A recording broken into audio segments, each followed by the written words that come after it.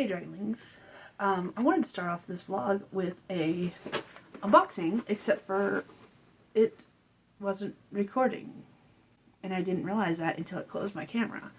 So I've already opened the box. I didn't get as far as going any further than this stuff, so we get to finish unboxing it together.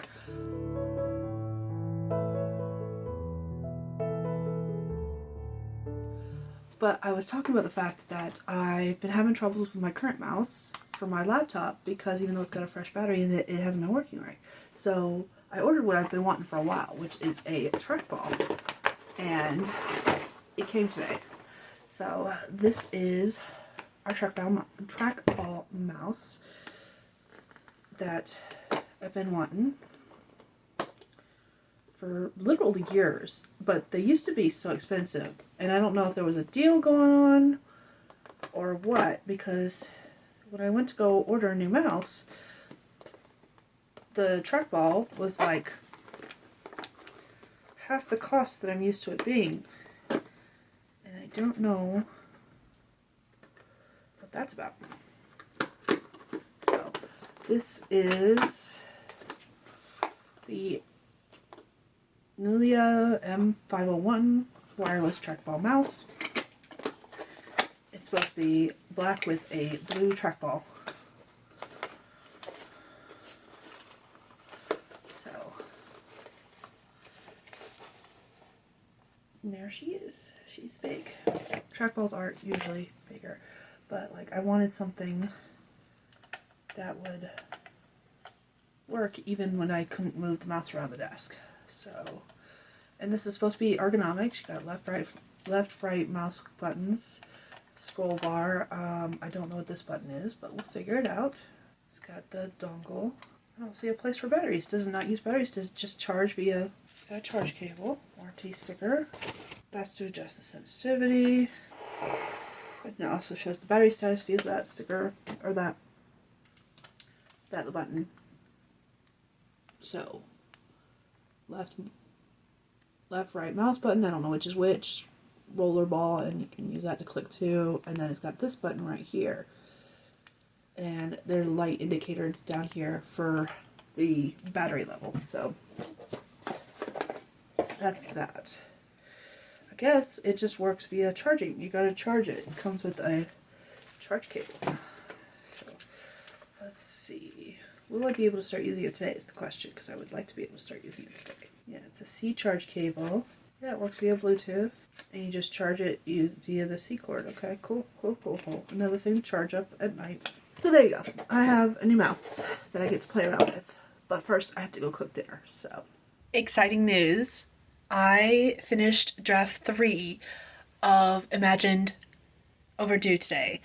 And so the first project of 2026 is complete. That being said, I've got to update my Kanban board, and I'm going to turn you around to show you, after I complete that, I'm going to turn you around to show you what I've done and to explain a little bit of why. So, because I'm changing some of my plans moving forward, and for goodish reasons. So, let's do this real quick.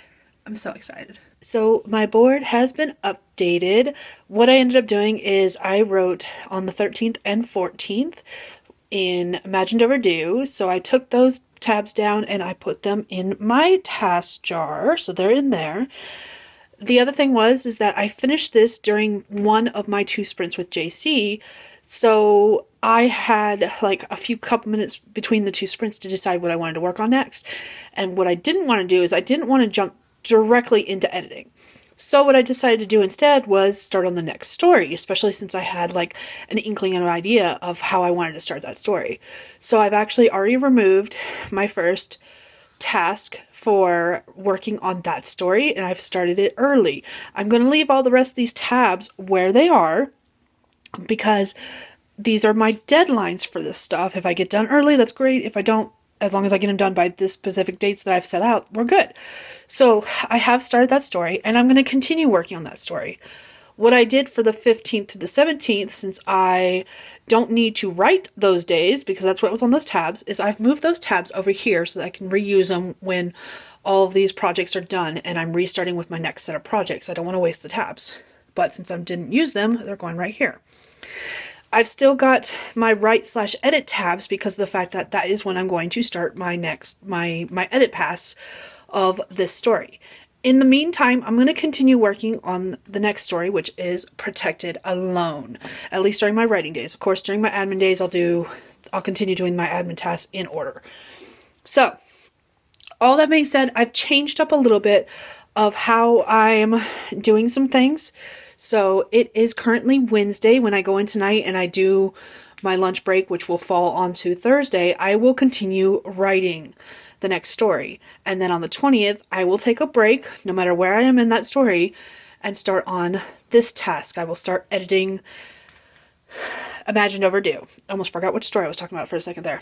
So I will start editing Imagined Overdue on the 20th, no matter where I'm at with Protected Alone. And I'm going to continue following this pattern. And so, like, when I finish Protected Alone, I will go ahead and start on the next story until I get to this week where it says write edit, and then I will edit Protected Alone. So that is my next thing, especially since this weekend, the other tasks that I need to start adding onto here, it's not going to probably go on my board just because there's not enough room. It's just one of those things where I'm going to have to mentally remember it. I need to make a Google form to send to my betas. And I could do it on this same day. Like, I could make that a Sunday task, but I don't really want to. But we have our 12-hour marathon from the 17th to the 18th. So I fully suspect that between the next 4 days, I will not only start Protected Alone, which I did last night or this morning.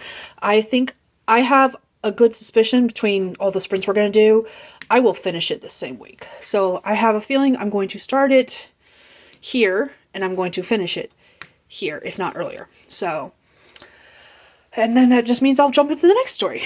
So I'm really looking forward to how progress has gone with this. I am super excited to see what happens, especially during these 2 days, during our 12-hour marathon. I'm especially excited about that because I'm not going to lie, I'm kind of hoping I do finish this project so that I can go ahead and start on Burn Cold. And Burn Cold, like Imagined Overdue, is a rewrite because I had actually already started and I got like 75% through a draft of Burn Cold because reasons. So I have ideas for Burned Cold. I just have to implement those and do a rewrite based on what I've already got. And then once these stories are done, the next one is Isolated Tranquil. And a few months back, I had a vlog where I was like asking for some ideas. I need to find that vlog so I can read back over those ideas. I thought I put them in my notes, but I can't find them. So I'm going to go back and look for those comments specifically. And then hopefully by the time I get to Isolated Tranquil, which if I can stay on the path I'm on now will be a lot earlier than I thought, then I need to sit down and find those comments because they have some story ideas that I was kind of toying with because I was not certain what to do with that one. But after all of these stories are done, I will be in completely new territory with 2 stories I have not yet done. Well, that's a lie. I was going to say with 2 stories I haven't done any work in. The problem is I know Trusted False is going to be like a mix of like Cinderella meets Carrie kind of thing. It's a revenge plot mixed with Cinderella and the going to the ball and stuff like that. Like that is, I know that sounds like a weird mix, especially since these are sweet romances, but I purposely did Trusted False as like a revenge plot with one of the characters and a Cinderella story with the other. So that's the only way I can describe it without giving away too many details. Like I know the plot of that one. And I actually do know the plot of Granted Existent as well, because the events that happened in Granted Existent is what kicks off the entire series. So I'm really excited. I have a sneaking suspicion that by the end of March, I will have all of these stories completed, which is crazy to think about. It is crazy to think about that. And it's a scary thought. I plotted this way on purpose to give myself plenty of time to work on stories, but if I can have the whole series written, at least draft-wise, written by the end of March, holy moly, that is crazy. Is it doable? Abso-fucking-lutely. These stories, even though I miscalculated how long they are, and they're actually around roughly between 13 to 15,000 words long, even though I miscalculated and my dates are wrong based on that information. I had originally calculated them based on 10,000 words, not 15. Not the point. The point is that even with knowing that I miscalculated how many words each story was, the fact that I prepped this plan without remembering that we've got the 7-day book challenge in March, the under 1K marathon in February, the 12-hour marathon in January, without calculating those into the plans, I set myself up for success because I set myself up with plenty of time without any extra things going on where I could also get stuff done. So I am way ahead of schedule. I'm going to stay way ahead of schedule, and that is a super exciting feeling. And it makes me start planning now what I want to work on next when I finish the series. Like, I'm already thinking about what project I want to tackle next because I don't quite know. I have some ideas. I have plenty of story ideas to work on. That's not the problem. It's just a matter of, like, which one do I want to prioritize? Do I want to prioritize the next 7 short story series? Do I want to prioritize a novel? Do I want to prioritize something else entirely? Like, I've got options, and we haven't even gotten halfway through January yet, and I'm just so excited about what this all means and how we can go into the future, and I'm just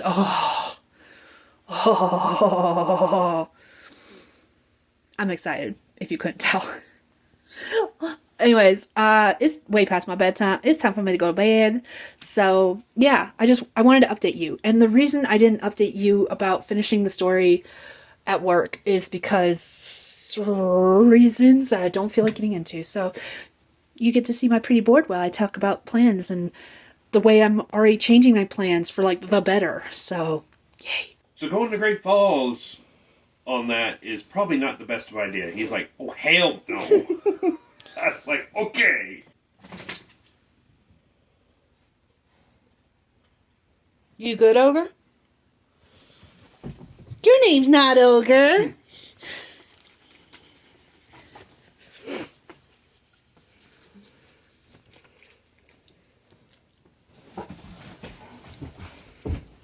Hi. Hi, buddy.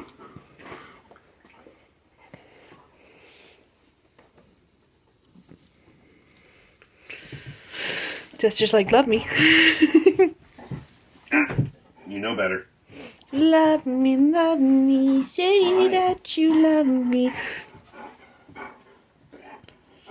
Hoy. Do you have to lick me? Yes, he does. It's like a requirement, huh? It is a requirement. Arr. Arr. Arr. What? What? You're being serious. Oh, you gonna talk back to me now? What? Hey, you know better. No jumping. You gonna keep talking back?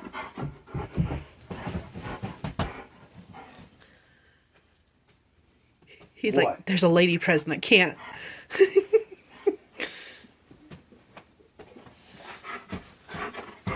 Rile him up too much. He's already riled up. He's being silly. Hi.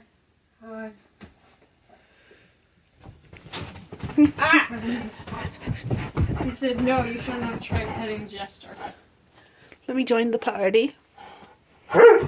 This is why our bed doesn't stay made. No, it did not. Over. Come to pet Jester. You're being silly. You're being silly. The look between you two is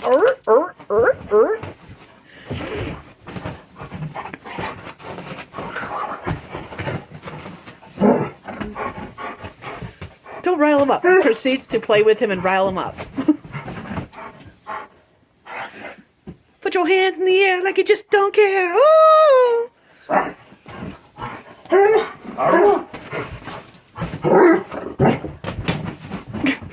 You're gonna end up hurting yourself, buddy. Good. You're gonna exhaust yourself.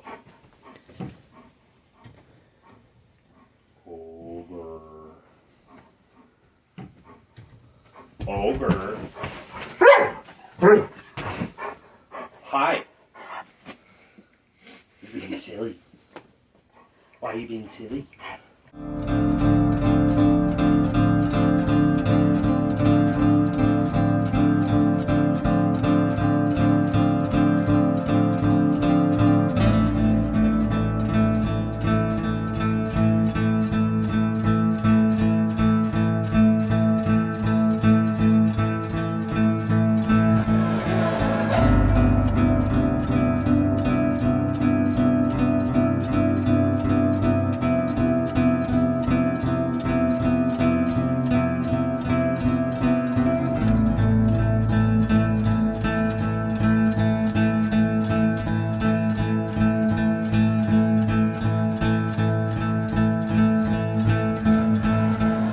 Hey Dragonlings, welcome back to my car. Hopefully this clip comes out right, we'll see. But, I mean truck. Oh, I don't know why I always call it a car. So, I just got off work. Literally, I just walked out the door. And I just sat in the truck. I haven't even turned the truck on yet. It is January. We're halfway through January as of today. I think today is the 15th. I don't know, I've lost track of days. But it doesn't matter because this is what I'm wearing. This is if I can find the end of the sleeve. This is a freaking t-shirt. This is a t-shirt. And this is a light jacket. For the past 4 years until this year, middle of January, I would have been like a popsicle right now. I should be wearing my big thick winter jacket with like 5 different layers of clothing. I should have on my work pants coat. I wear like leggings because I put my scrubs on over top. So I should have my leggings, I should have a pair of jeans, I should have 2 pairs of socks. I should be wearing a tank top, a t-shirt, a sweater, and my thick jacket. I should be wearing all of these layers. It is too fucking warm. There is still a pile of snow where they bulldozed all the snow into one pile. But it's like out of the way of the sun, no matter where the sun is in the sky during this time of the year. So that's not surprising. But like everything is melted. Everything that isn't like hidden against a wall is melted. Everything is, it's been windy. It's been windy as fuck. But it has been too warm. I think for the past week, we have been alternating between like 30s and 50s all week long. And I don't know who that is. Someone first shift, I don't know. Anyways, so all that being said is that it's just too freaking warm. And I don't like the cold. I don't mind snow. I don't mind driving in snow. But I don't like the cold. And part of the reason I don't like the cold is because I did get a little bit of frostbite that first 2 years we were here. Someone from maintenance, I think. No, that's Bob. Yeah, that's Bob. Anyways, I did get frostbite those first 2 years we were here, and now I got it on like the tips of my fingers, and now anytime it gets like in the negatives, I feel it, and it frostbite is one of those things where, again, I've mentioned this with other things in the past, so frostbite just added to the list of things I've heard, and I have never confirmed if it's true, as far as like illnesses in the body go. But I have heard that once you get frostbite the first time, it is much easier to get it moving forward. And I think that's been the case, is that anytime it gets in the negatives, I can feel it creeping into my fingers much faster than any other part of my body. It doesn't matter if I'm wearing gloves or not. So, like, I don't like the cold for that reason. I don't mind the snow. Again, don't mind driving in the snow. No, it doesn't bother me. As long as I have a vehicle that can handle it, which currently we kind of do. Get into that into a second. But I do not handle the cold very well, especially when it gets in the negatives, which typically this time of year we should be having a fuck ton of, and we are not having any. Like, we've had this snow that I just mentioned that's in a pile has been here for over a month. The last time we got snow was before Christmas. We should have been staying white all winter long. So, for those who don't believe that global warming is a thing, fuck you. You are absolutely wrong. Global warming is a thing. And I don't have any answers as far as how to fix it other than getting rid of vehicles, which honestly, I don't want to get rid of a vehicle because I live 15 minutes out of town and it takes like 3 hours to walk from where I live to work. And I work nights. And I don't have a horse and buggy. And I don't have another mode of transportation. Buses don't even run out to my house. I have to drive down a quarter of a mile over a river to get to the bus stop to drop the kids off for school every morning. I don't want to, and I have walked that. I have walked them down to the bus stop just because it was actually easier to do that back when we had our car working and our car just refused to go up and down the hill because it couldn't handle it. So, like, I have walked and I will walk again. But I don't want to do that on a daily basis, and I definitely don't want to walk to work back and forth on a daily basis. Like, that does not sound like a fun time for me, and that's the only thing I can think of that would actually help the environment. So, I don't have any answers as far as that. But all these naysayers that are like, global warming's not a thing. Fuck you. You're so fucking wrong. I don't know what La La Land, delusional world you're living in. Do not invite me. Do not invite me. I don't want to be there. So, all that being said, I mentioned the truck. Truck is about to go into the shop. Again. For the same thing. Now, it's not for the same parts, but it's for the same issue. So, June of last year, it went into the shop. And so, like, it's been a bit since it's been in the shop. For anything other than, like, regular maintenance. But at the same time, the mechanics, my husband walked into the shop to, like, get them to look at it. And the guys working there looked at him like, again? He just laughed. So what it was doing last year is that whenever we would hit a pothole, and it's towards the end when we finally got it fixed, we're able to get it fixed. Let me be real about that. By the time we actually were able to get it fixed, even when we didn't hit a pothole, just randomly, it would just suddenly violently shake to the point where, like, you can fucking feel it. And so we took it to the shop, we got it fixed, we got a whole bunch of shit fixed, and it cost a pretty penny. At this point, I have put so much money into this truck, which is not even in our name because it's still in my grandmother's name because it's all tied up to the probate, that hasn't ended yet, by the way. That's a long story. If you haven't been following me for very long, I'm not going to get into that right now. It's complicated. Anyways, my point is that the truck doesn't even belong to us. Will never belong to us at this point. And I've put in so much money keeping it running because it is our only mode of transportation right now that I could have bought and paid for a brand new vehicle. At least brand new to us. It's great. And all of these repairs have happened in 3 years' time. Take that as you will for how much money we've put into this vehicle. And I don't mean regular maintenance, I mean repairs. But all of that being said, it's about to go into the shop because guess what it's doing? If you said that death rattle where it's like violently shaking, you would be correct. However, this time, he looked at the mechanic. My husband looked at the mechanic and was like, let's go for a test drive so you can actually feel what we're talking about.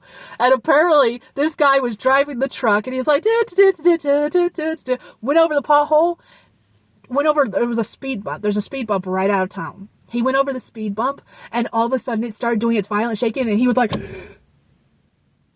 and he looked at my husband and he was like, it's not supposed to do that. He was like, that's what we've been telling you it's been doing. That's what it was doing last year. It's now gotten worse. It is worse. And it's doing it randomly at any time it wants to. I will have to say this. This baby's good. Because this baby did not act up one time with that shit on our trip to and from. North Carolina. So I am happy about that. It did not once do that shit. However, it has been doing that ever since we got back. And at first it was just whenever we hit a pothole, whenever we hit that speed bump. And like, it would happen randomly. It would go days, weeks without doing anything. Now it's doing it daily to and from town multiple times. You don't even have to hit a speed bump. You don't have to hit a pothole. You could just be randomly driving down. The mechanic said that we have to be very, very careful driving it until he gets the part. He's already ordered the parts. We're going to spend another almost $2,000 to get this one fixed. It's like the track bar, I think. Track something or other. I think it's the track bar.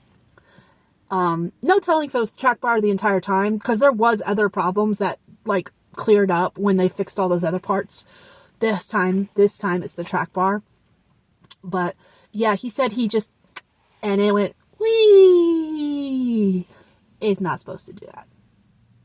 It's not even I know it's not supposed to do that. Track bar is not supposed to do that. But he was like, loop and whee! So yeah, the truck's going in the shop for a few hours sometime next week at some point.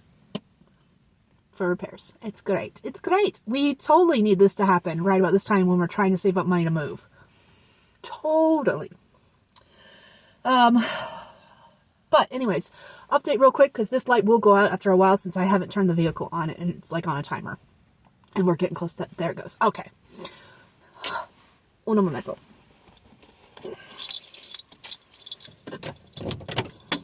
Okay. I had to at least put it on the battery.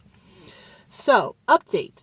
I mentioned that I finished writing Imagined Overdue and I've started writing Protected Alone. Protected Alone so far is going great. Writing is going slower with Protected Alone. I knew it would because it's a brand new draft. It's not like a draft I've written before where I'm just editing it and rewriting parts and stuff like that. That's not the case with Protected Alone. It's a brand new draft. This is draft 1 or draft 0, depending on your viewpoint. And it's one of the newer stories where I haven't thought it out as much. Like, I don't know. I do know the story. Like, I know I want this to happen, I want this to happen, and I want this to happen. I don't know all the things in between like I do some of the other stories I haven't started yet. I actually, of the 7, this one is the one I probably know the least amount about. And part of the reason I know the least about it is because the main character has a job occupation that I know absolutely nothing about. She is in another country. Like, she is visiting France during this time. She is an assistant to someone who works in acquisitions, someone who verifies the verifies antiques and artifacts as being authentic. So, like, she's an assistant to that kind of person. I know nothing about that kind of job or what an assistant to someone who does that kind of job would be like. Pretty much the only thing I really do know about this story is the gargoyle, and I know how the gargoyle works because this, in his particular case, is the result of a curse. So, I hope they're not coming. Okay, they're not coming out to the clinic. So that is currently pretty much all I know is what is going on with the gargoyle and the state of his life. The prologue, his chapter, so the way I've been doing it is the same I've done the other two. Male love interest chapter first. The rest of the story is from the female character, and then his chapter will be the last chapter, and then the epilogue will be the main character of the next story. That's how I've been formatting all these stories so far, and I have been loving it. His chapter I wrote yesterday went fantastic. I love it. I do need to tighten it up. I also need to figure out exactly the time period it takes place. I need to figure out the time period these 7 stories take place. For 2 reasons. The first is that he was cursed roughly 100 years prior. And so that has an effect on the story. And then the second reason is the fact that the 7th story with the 7th sister, the final story, that story itself spans across 4 years because the events that happen in that story are what kick off the series as a whole. I've mentioned that before. So I need to sit down and kind of work through a timeline as far as like when things happen, because I need to make sure I get the historical accuracy of the 100 years prior with his chapter at least somewhat correct. Is it going to be 100% correct? No, because I'm not going to have characters talking like they did 100 years prior. And I say that like the language has really changed, but like slang has changed, and I'm not going to try to look up slang from 100 years ago. It's going to be like, the dialogue is definitely going to be more modern, just because I don't feel like dealing with that shit. That is a choice I am making as the author, which I am seeing more and more happen outside of genres other than like historical fiction. Since I'm not writing historical fiction, I can take that liberty. And that's something I don't see a lot of people talk about. That happens, but that no one really like mentions. It's one of those like unspoken rules that if you are not writing historical fiction, you can do that. Is it better if you keep with the times as far as like, my Shifters and Mages series, there is a story that takes place during the Salem witch trials, and there's the type of speech they spoke back then is not what I'm using in my book. I do need to watch myself with the modern slang, but I'm not using the these, thous, and the thumbs. Y'all know what I meant. So like, I'm not keeping it historically accurate as far as the language goes, but I do need to watch what slang terms I use, and I need to make sure that it's not completely modern. I personally say y'all a lot. I need to make sure that my French characters aren't saying y'all. like, I need to do that. And these are Marcel and Francoise, are French characters. So I need to make sure that they, another thing I'm doing is I'm not writing in French. There are a couple phrases, a couple sentences that will be in French that I know I can personally translate because I know just enough French to translate those. But like, if there is a character who is speaking French, it will be in English for the most part. It will be in English, and then it will say they were speaking French. Or like, I've already written an example where one of the reasons the assistant comes on this particular journey instead of a different assistant is because she can't speak French fluently, along with a couple of other languages. And she is basically acting as translator for her boss because her boss does not speak French. So I've had it where her boss would say something, and then it would say Jada translated her boss's words, or it would say blah blah blah blah blah blah, whatever the sentence is, and then Jada said in French, kind of thing. Like, language is a thing that is important, don't get me wrong, but these are just fun, lighthearted stories. They're just supposed to be sweet little romances that are quick reads, and I am not going to be worrying about that. Like, that is not something that's on the top of my priority list with these particular stories. So that is one thing that's making it go faster. Another thing that's been really fun as I've been writing this particular one is that there are like little tidbits of information that are coming out about the Dyer family. So these 7 sisters are, their last name is Dyer, D-Y-E-R. And there's like little tidbits of information that are coming out about these characters with each new story that I didn't even know. Like, my mind, I was like, there's 7 sisters. Their mama was the 7th daughter of the 7th daughter, and they are the 7 children of a 7th daughter. So, like, I had that much in mind, but every once in a while, a little nugget will come out. Like, when I was planning out the 7th story, the final story in the series, and I was trying to figure out how to tie all the stories together, I realized that I always knew my characters were biracial. I knew that one parent was white and one parent was black. I did not know the nationalities. I did not know the cultures. I just knew that these characters were biracial. It was kind of like, it was kind of not exactly my love note to my sister and her now husband, because of the fact that they are a biracial couple.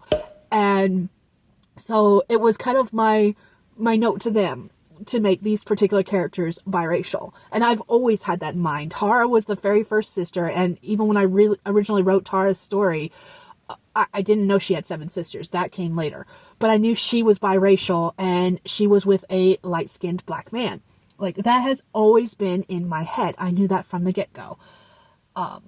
But there's all these little tidbits that are coming out with each story. Like, when I was planning out the 7th one, I figured out that their grandfather, their great-grandfather, somewhere down the line, he fought in a war overseas in Arabia.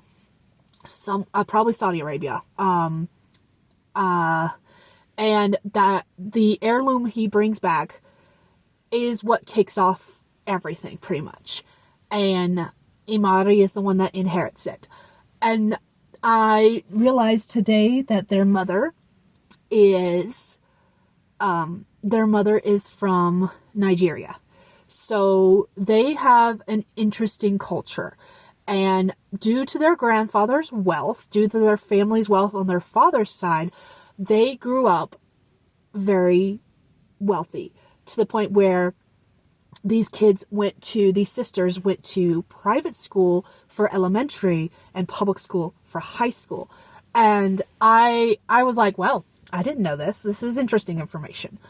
So that's been fun to learn.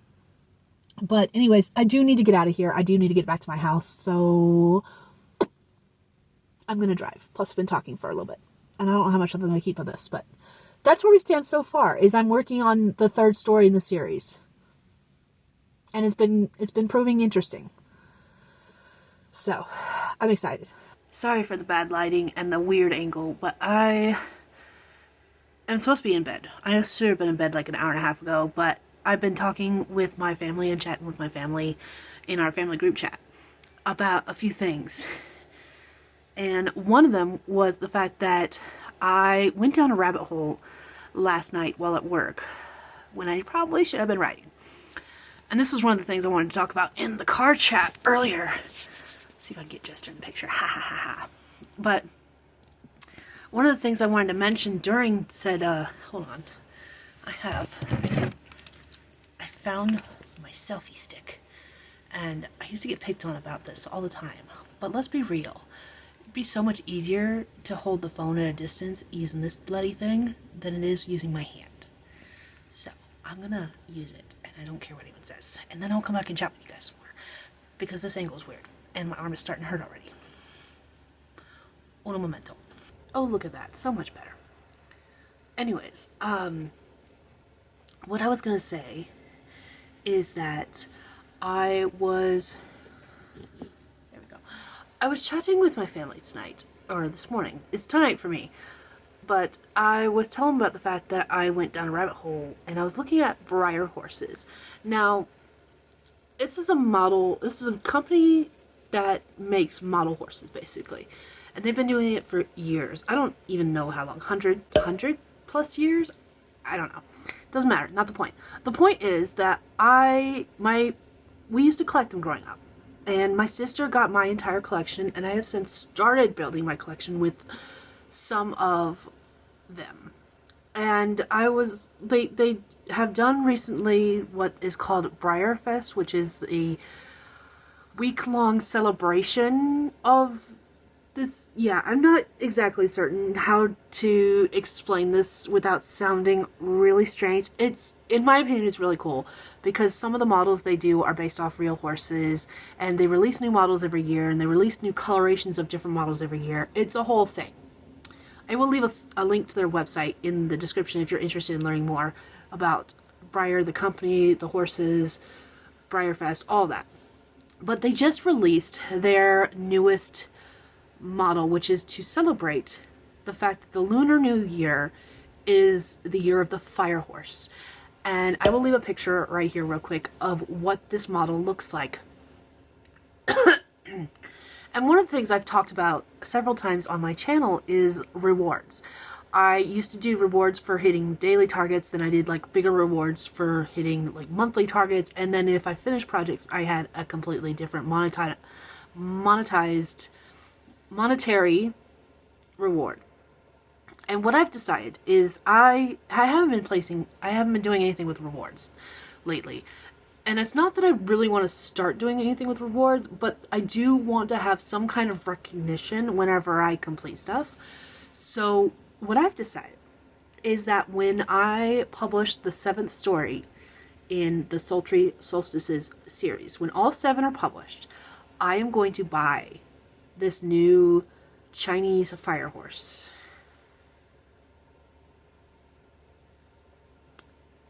For my collection.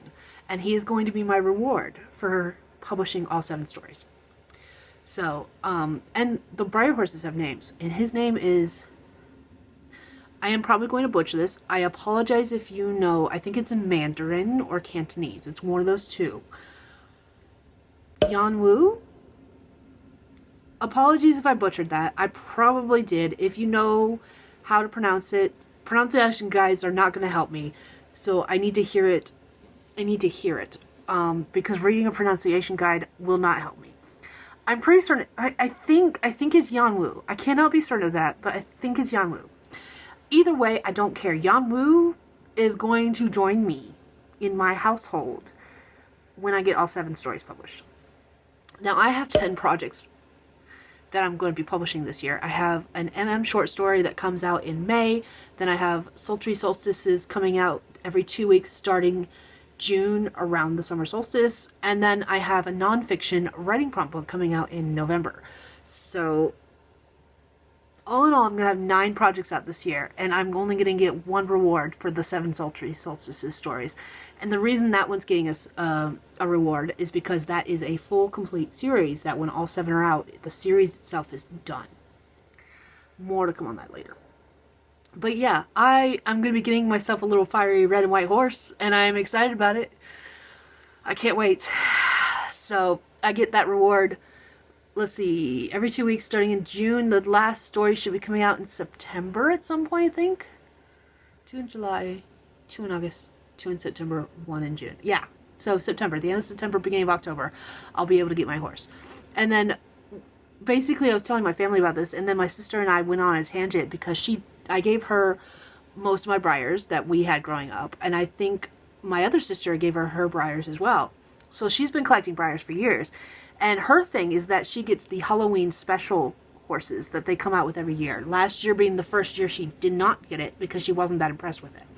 And she was like, this year better be amazing. And so she was like sharing some different ones that she likes, and she's like, oh, if you like those, you might like this one. And so she and I were just sharing links back and forth of different things that we liked, and went on a whole tangent, and that's why I'm still awake.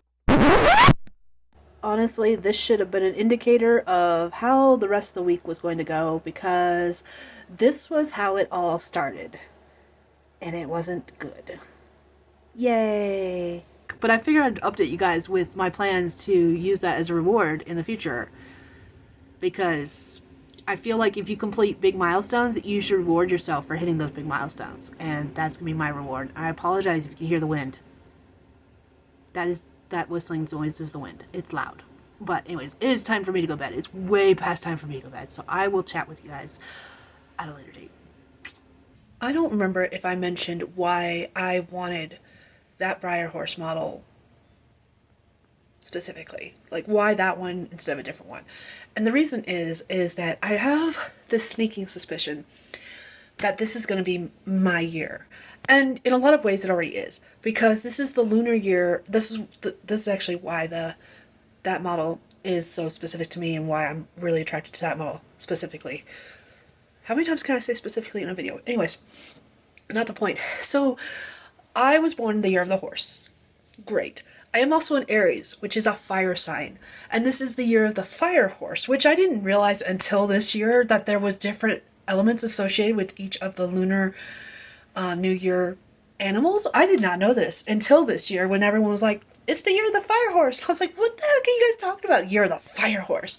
I still have to look up what year I was actually born, like what horse I am, the year I was born. I don't know. Anyways, my point is, because of the fact that I was born the year of the horse and I am a fire sign as an Aries, it seems almost poetic that this is the year of the fire horse. And I have so many plans, and everything so far is working out in my favor. We'll see how long that lasts. But I I have a very much positive outlook on the way things are turning out. So like that's why I chose that model specifically for when these 7 projects are published to be my reward. So just a little heads up in case I didn't explain it. If I did, obviously I will not put this clip in the video. So yay. Joke's on me. That was the last clip I filmed, and that was Thursday morning.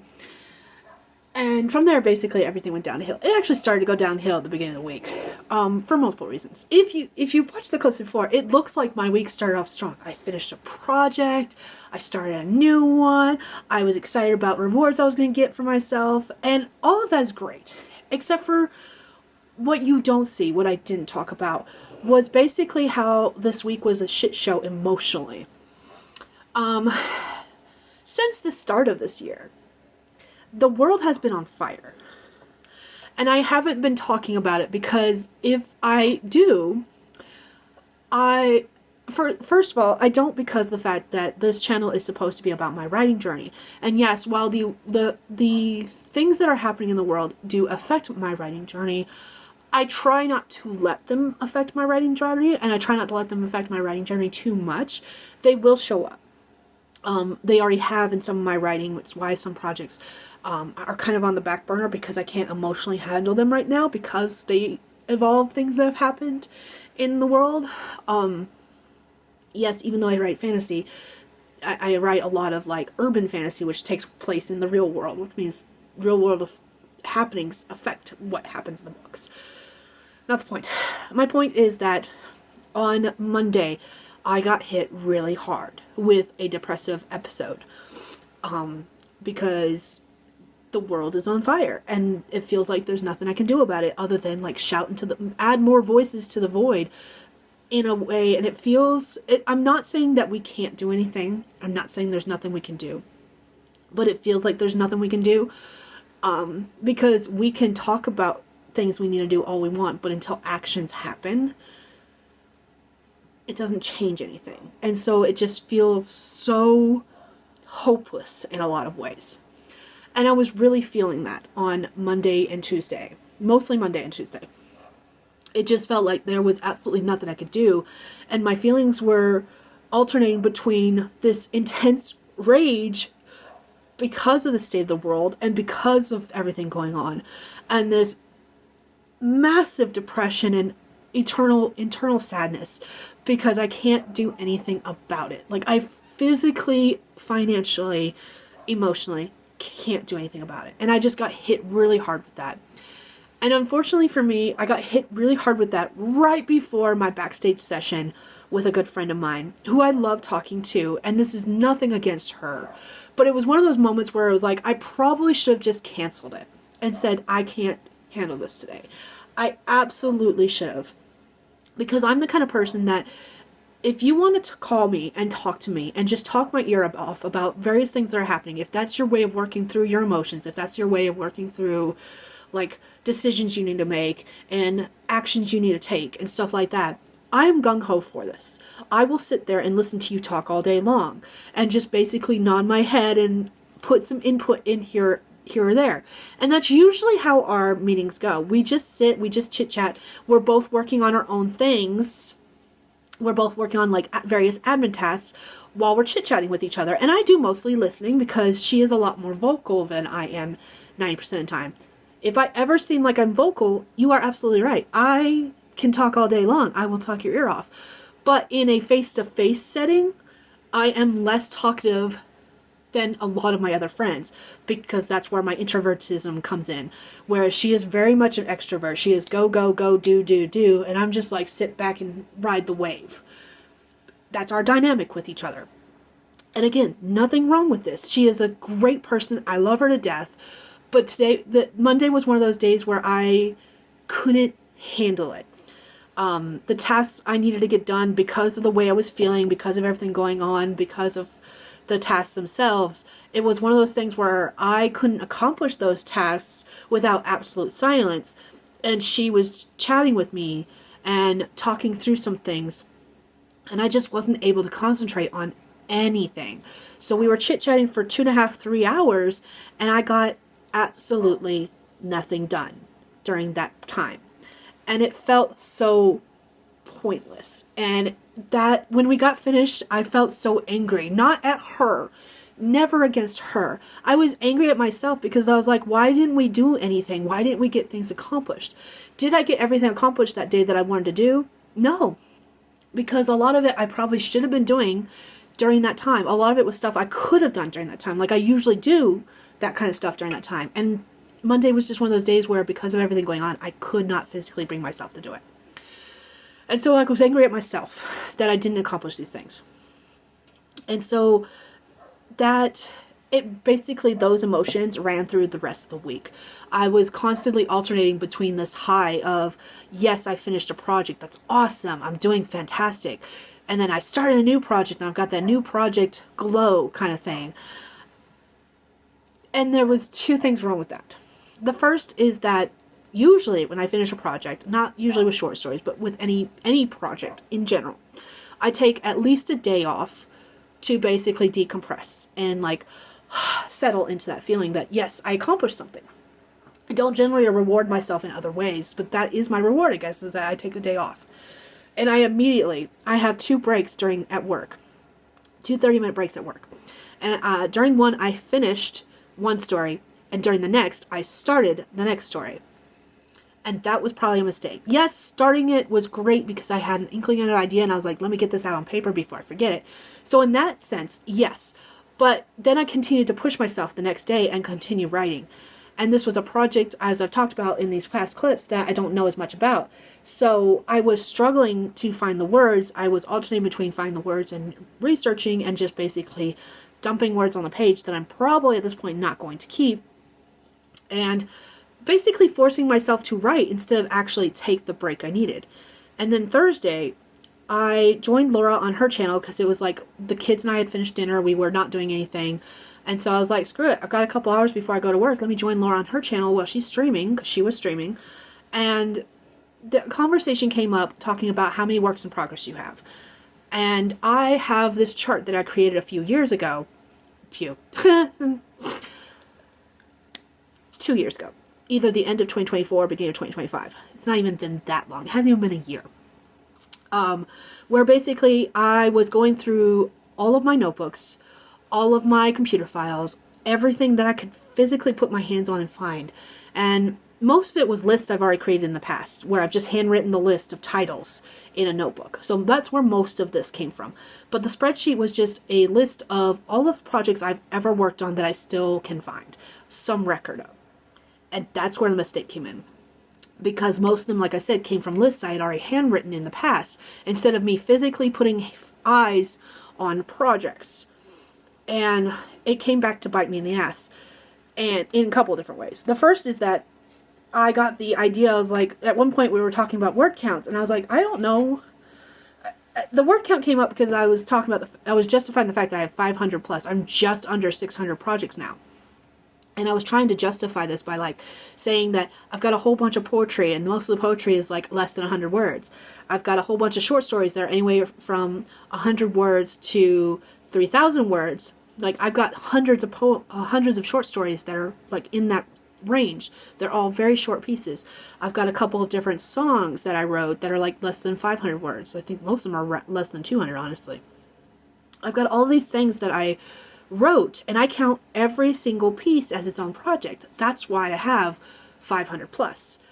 Plus, the other thing that's on the list is like story ideas that I have every intention of writing someday in my career. So it's not just short stories, it's not just poetry. They're ideas that I haven't actually started yet, but I have every intention of it. And these all date back to 2002. That is the other thing. They're all the ideas I've had for 20 plus years. So I've got time built into this. And the reason that came back and bit me in the butt is like, I decided, I was like, I want to know exactly what my word count would be. How many words have I written in all of this time? How many words have I written in 20 plus years? How many words on average do I write for a short story? How many words on average do I write for a song? How many average words do I write for a poem? how long are my novels? I've been saying for years that my longest novel is right around 80,000 words. And I was like, can I get confirmation of that? How long is my longest novel? How many novels are complete? The answer to that is very few. It's less than 10. How many novels have I started but not finished? And what are their word counts at? And what are their projected word counts based on where I'm at and how much more I have left to do in those novels?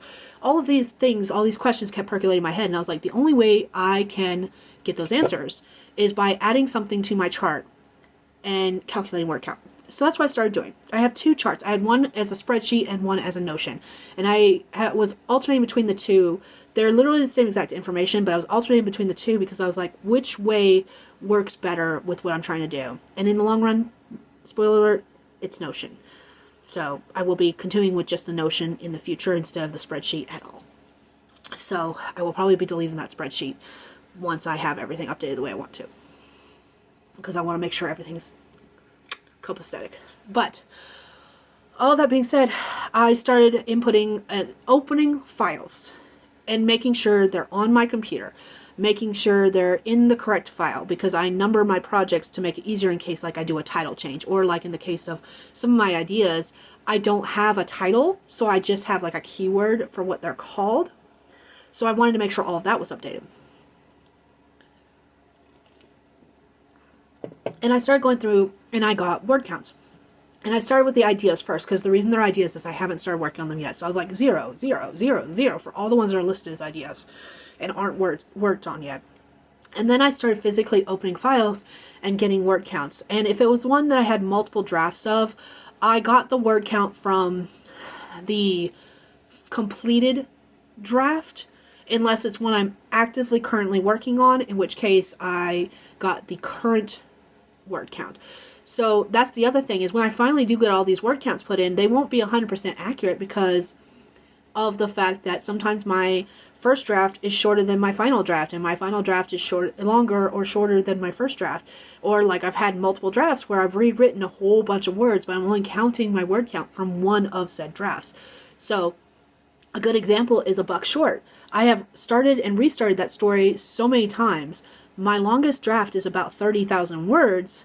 My shortest draft is just under 6,000 words, and each draft is different. So technically, I have written at least 36,000 words, but according to my word count chart, I'm going by the 30,000 because that is my current draft that I'm working on, actively working on. And even if there are some words that are different between the drafts, most of them are actually the same. So, yeah. That's how I'm calculating it. I'm calculating it by one of the types of drafts. And I made a discovery during this whole process. I'm very much an advocate of backing up your work. This is your reminder that if you have not backed up your work lately, do it. I try to do it at least once a quarter. But this organization thing was something that I had started doing, but I had never actually finished doing. I had finished the chart, but I hadn't finished organizing all my files. And that's, as I'm trying to get the word count, that's what I'm doing basically, is I'm organizing the files, putting them where they belong, making sure I've got access to them, confirming that my list is accurate based on what I physically still have. Because again, 20 plus years of work, I've lost files, I've moved files around, thought I still had them, deleted them from other places. Not a big deal, right? Turns out I'm wrong. And the wrongness came in during our 12-hour marathon. And I'll get to my 12-hour marathon because I have some details I want to talk about with that. I discovered during the 12-hour marathon that I had a hard drive that I've been using that I try to back up to a couple different places. On my Mac, I have everything on the desktop itself. I have it on the computer. I have no story-related stuff on the desktop. However, that is where I can access it via Google Drive. So I back it up to the cloud via Google Drive. I have files I have zipped the files, compressed the files, and sent them to my email address.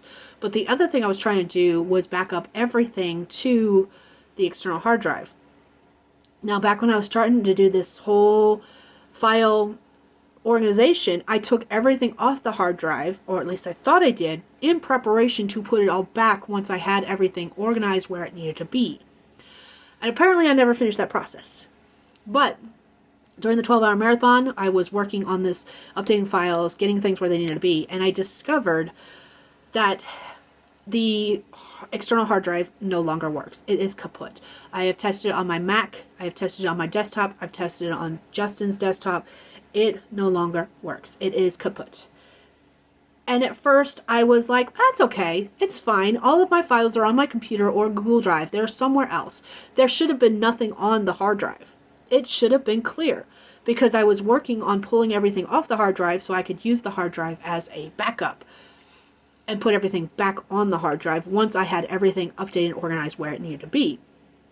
And I thought I was at the point where everything was where it needed to be, but I hadn't backed it up to the hard drive. I think I was wrong. I think I was still in the process of moving things around. I don't think I was finished. And the reason I don't think I was finished is because now I have finished putting all the word counts in. I completed that project. Except for I still have 65 projects unaccounted for. They're all older projects. No, a couple of them are new projects. A couple of them are ones that I started typing in Notion back when I was like, I'll just write my stories in Notion whenever I have a story idea. I was stupid. That was right before I started doing the organization thing. It's fine. So a couple of them are on Notion. I know where those are. I have those marked as knowing where they are. However, there's a select few that I'm like, I know I had this on a computer, but they're not on my computer. They're not on Google Drive. I was just like, oh shit. That means they were on the external hard drive. So at first, when I was like, I can't access the files, I was like, that's okay. There should have been nothing on it. And even if there was, I can't remember what was on it.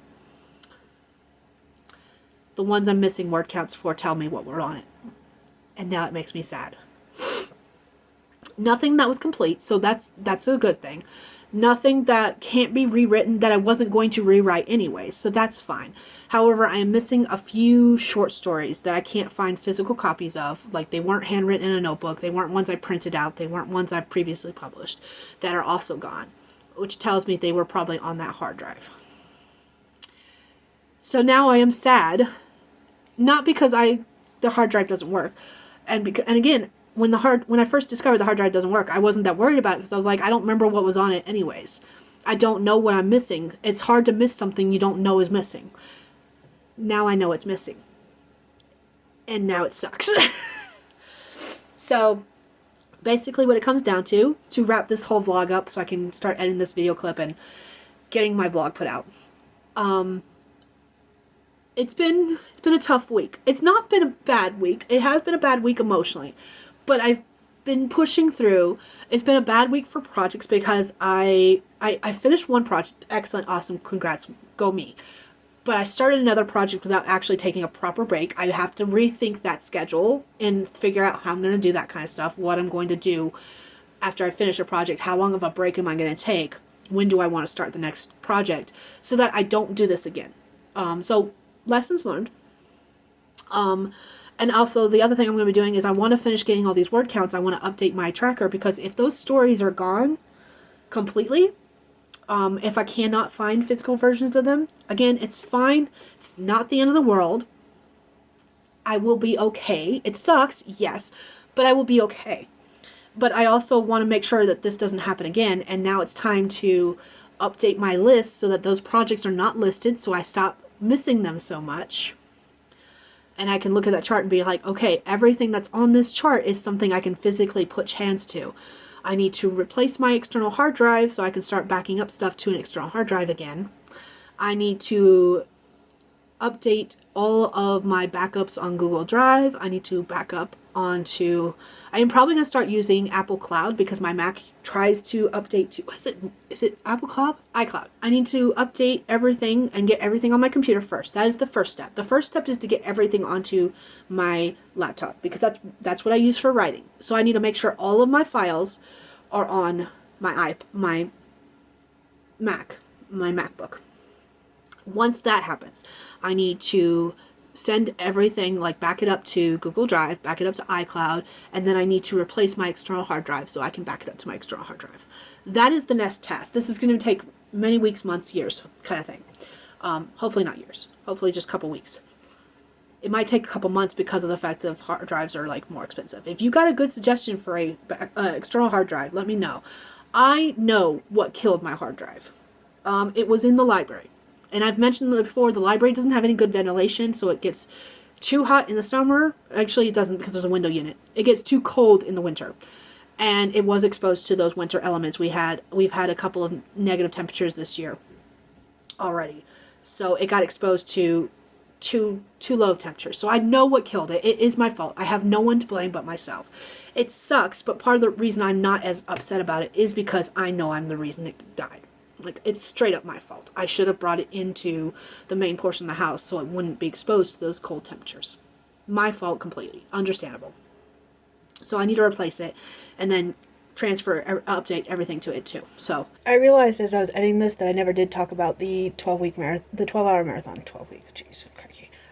So Stephanie and I have been doing the 12-hour marathon a couple times last year. I think last year was the first time we attempted it. I'm not positive, but I really like doing the 12-hour marathons. We do it so that we do 6 hours on each channel, each of our channels, with a hour break in between. And it works out well because we're able to take like naps during that hour break. However, what does not work so well with the 12-hour marathon is doing it after you've had several days of extremely poor sleep and then a full day of almost no sleep. So Friday was a really busy day. Saturday was a really busy day on the personal side. And there was a lot going on. And I got barely any sleep on Friday. I usually get 8 hours of sleep on Friday, go to work, come home, take a nap on Saturday. And then get up for my nap on Saturday and go about and do my day. That did not happen this time.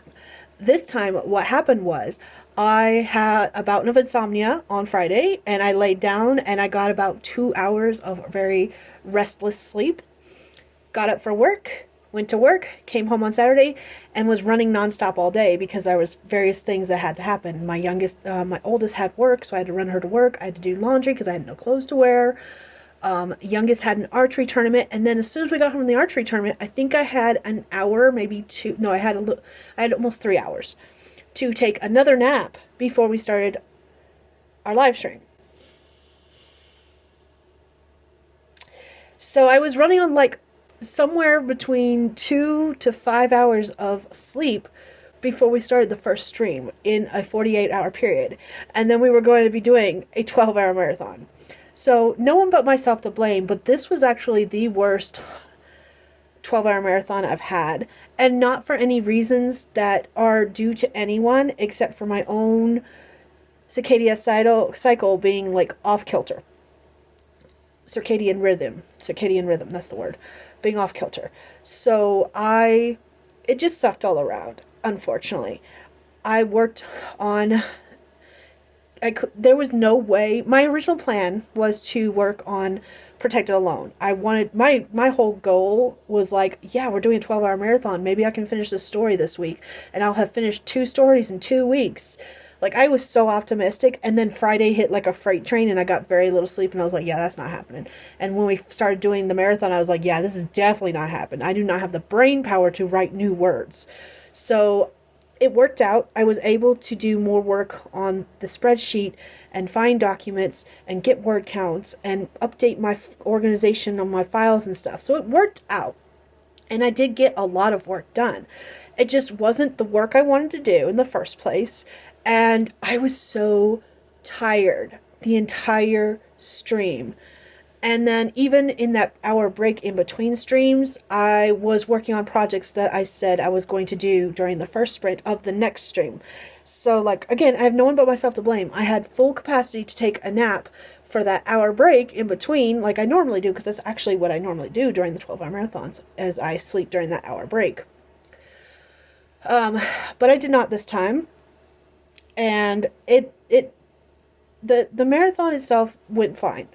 But my attention span, my ability to concentrate, my ability to do anything just sucked big time during that 12-hour marathon. So it is actually, if you look at all the past live streams where we've done this in the past, it was the worst marathon I have run so far. And again, I have no one but myself to blame, because it is completely 100% due to lack of sleep, and the fact that I was running go all day Saturday, and I had a bout of insomnia on Friday. And I had restless sleep throughout the entire week. It's just that it all culminated on Friday. Like, that's where it was hit the hardest. So, yeah, it's no one's fault. It sucks. It happened. Moving on. The next one will be much better. When is the next one? I'm glad you asked. I don't know yet. We'll be updating soon with that information once we sit down and figure out things. Originally, we were planning on doing one every month this year. But there is a major event going on in February. It's the Under 1K Subs Marathon. And it's the same week we would have done a 12-hour marathon. So we're going to skip February because we're both participating in that marathon. And basically, we've decided that anytime there's a major event going on during the month, we will skip the 12-hour marathon and participate or not in the whatever event's going on for that month. But otherwise, we'll be doing a 12-hour marathon every month. And I don't remember if there's anything going on in March, so I don't have any dates yet. They will always be around the middle of the month, so somewhere as close to the 15th as possible. But we don't have exact dates yet for their next one. They will be on my community tab as soon as I know. And yeah, that's all I have. I will get back to the video, which we were just going to be wrapping up anyway, so yay! That is where I currently stand. That is how last week went. In some ways, there was lots of good things. I am still riding the high of finishing my first project of the year within less than 10 days. I am sad that I've lost projects that I don't even remember some of them, and some of them I do remember enough that I'm like, oh, that sucks. Dang it, I have to rewrite all that. I would have had to rewrite it anyways. It's not a big deal. So, I am choosing to look at it as lessons learned. I have learned what not to do.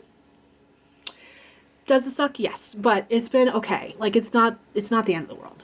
The world is on fire in other ways. That this is not a big major problem. It is a problem that is fixable. So, I'm hoping next week will be better. And I'm going to go ahead and end this clip here because it's too long. And yeah, sorry if this vlog was a Debbie Downer because it certainly feels like it. But it's been a weird week. It's been a weird week. And hopefully next week is better. I will make sure next week is better. So let's go ahead and I will text you guys later and I will see you all in my next vlog. Bye, Dragonlings.